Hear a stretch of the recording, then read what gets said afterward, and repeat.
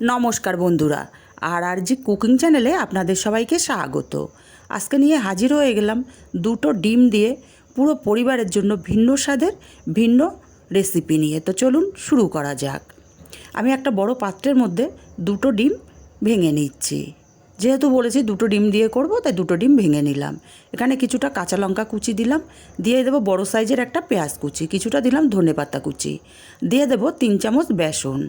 আপনারা যদি বেশি করতে চান তাহলে ডিম, বেসন, পেঁয়াজ যে যে উপকরণগুলো দিয়েছি সেগুলো বাড়িয়ে দেবেন।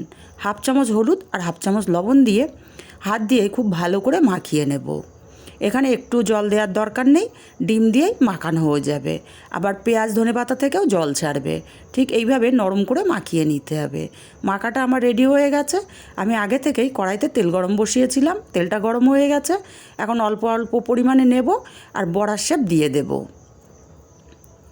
খুব বড় করে বড়াগুলো দেব না, কারণ বেসন দেয়া আর ডিম দেয়া বড়াগুলো ভাজা হতে হতেই ফুলে ডবল হয়ে যাবে। আর বড়াগুলো ভাজতে হবে একদম মিডিয়াম আছে, না হলে ওপরটা তাড়াতাড়ি কালার চলে আসবে, ভেতরটা ভাজা হবে না, তাহলে কিন্তু বেসনের কাঁচা গন্ধ বেরোতে পারে। এক পিঠ ভাজা হলে বড়াগুলো আর এক পিঠ উল্টে দেব। আর উল্টে পাল্টে সুন্দর গোল্ডেন কালার করে বড়াগুলোকে ভেজে নিতে হবে। বন্ধুরা, রেসিপিটা যদি ভালো লাগে অবশ্যই একটা লাইক দিতে ভুলবেন না। আর যারা এখন আমার চ্যানেলটি সাবস্ক্রাইব করেননি তারা আমার চ্যানেলটি সাবস্ক্রাইব করে আমার পাশে থাকবেন, আমাকে সাপোর্ট করবেন। দেখুন উল্টে পাল্টে বড়াগুলো সুন্দর একটা কালার করে ভেজে নিচ্ছি। কত সুন্দর কালার এসছে। আর এইভাবেও কিন্তু আপনারা তৈরি করে ডাল ভাতের সাথেও খেতে পারেন বা সন্ধ্যায় চায়ের সঙ্গেও খেতে পারেন। খেতে কিন্তু দুর্দান্ত হয়।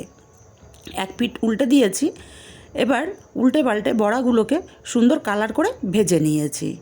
দেখে বুঝতে পারছেন বড়াগুলো ফুলে সব ডবল হয়ে গেছে। এখন বড়াগুলোকে আমি উঠিয়ে নেব আর বাকি বড়াগুলোকেও একইভাবে ভেজে নেব। যেহেতু আমার কড়াইটা ছোট তাই আমি দুবারে ভাজছি। একসাথে বেশি দিলে বড়াগুলো ওল্টাতে অসুবিধা হতে পারে, তাই আমি অল্প অল্প করে দিয়ে ভাজছি। আর দেখেই বুঝতে পারছেন কত ছোট ছোট করে আমি বড়াগুলো ভেজে নিচ্ছি। আর ফুলে সব ডবল হয়ে যাচ্ছে। বেশ উল্টে পাল্টে দ্বিতীয় ব্যাচের বড়াগুলোকেও ভেজে উঠিয়ে নিচ্ছি। বড়াগুলো উঠিয়ে নিয়ে এই তেলেই আমি রান্নাটা করব। একইভাবে সব বড়াগুলো ভেজে উঠিয়ে নিয়েছি। এবারে এই তেলের মধ্যে ফোড়নে দিয়ে দিচ্ছি কিছুটা গোটা জিরে, দিয়ে দেবো একটা পেঁয়াজ কুচি।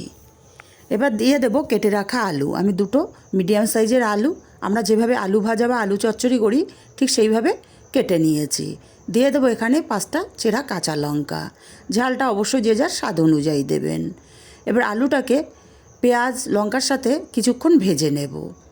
এতে করে আলুটা অনেকটাই নরম হয়ে যাবে। 2 মিনিট সময় নিয়ে আলুটাকে নাড়াচাড়া করে নিয়েছি। দেখুন আলুগুলো বেশ সেদ্ধ হয়ে গেছে, মানে পুরোপুরি সেদ্ধ হয়ে গেছে। এখন এই পর্যায়ে দিয়ে দেব দুটো ছোট সাইজের টমেটো, আমি 2 টুকরো করে কেটে নিয়েছি। দিয়ে দেব হাফ চামচ গ্রেট করা আদা, দেব হাফ চামচ হলুদ, হাফ চামচের কম দিচ্ছি জিরের গুঁড়ো, আর হাফ চামচের কম দেব ঝাল লঙ্কার গুঁড়ো। আবারও বলছি ঝালটা যে যার স্বাদ অনুযায়ী দেবেন। স্বাদ মতো লবণটাও দিয়ে দিলাম।